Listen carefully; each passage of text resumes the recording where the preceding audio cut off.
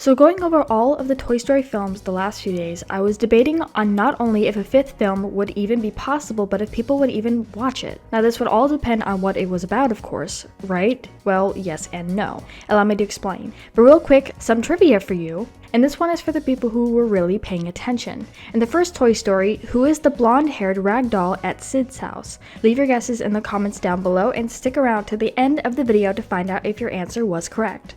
First, when we look at all of the films and go over what people liked and didn't like, we can then determine what would be the best decision. With an overall rating of Toy Story, it's safe to say that this was a good way to start the story. Strong characters, introduction to one story at a time with Buzz and Woody kinda trying to push him out of the way in the beginning, but then he learns to share his time with Andy. Some have even said it was the best film they have ever watched. And you know why? Because Pixar gives us characters to care about and grow with. Even from the first film, watching versus the 10th or 20th, the film can still pull on those heartstrings the same way as the first time, regardless if you know what's going to happen next. One reviewer by the name of Meredith said, "One of the most incredible, amazing, fantastic, and wonderful Disney classics I've ever grown up with. The characters, the mystery, the effects, the story, the musical score, the unforgettable songs, the laughs, everything this classic film offers to anyone and everyone still never gets old." And of course, Woody is one character that is the favorite to many, but it still makes me wonder how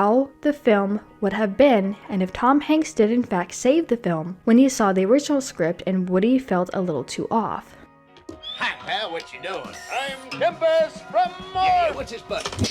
Say, you weren't thinking of flying, were you? In Toy Story 2, we got introduced to some new characters and a villain. This was the first time there was a villain in these films. Everybody fell in love with Woody and Bullseye and Jessie and were shocked that Woody was as valuable as he was. As far as I know, there was nothing to complain about with this film. Now, if Woody would have agreed to stay with Jessie, then there would have been a problem, but I think the writers knew that wouldn't be a good idea. And we all know what happens in Toy Story 3. Now this one, I think almost everyone was surprised that this wasn't the last of it. I mean, at the end, we literally watched Woody say goodbye to Andy as he drove off to college. It's important to movie writers to create a character that there is a purpose to caring for. However, I don't think we thought they would think about giving enough space in between the films to actually grow up with Andy. And that alone is enough of a reason to put Toy Story 3 on the top of the tier list of best Toy Story films.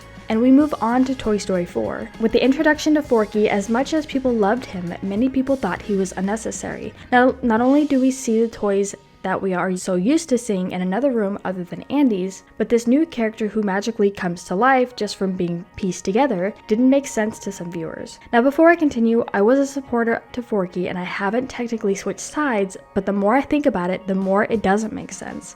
This was the one Toy Story film that scored below a 4.0, and half of it wasn't even coming from Forky.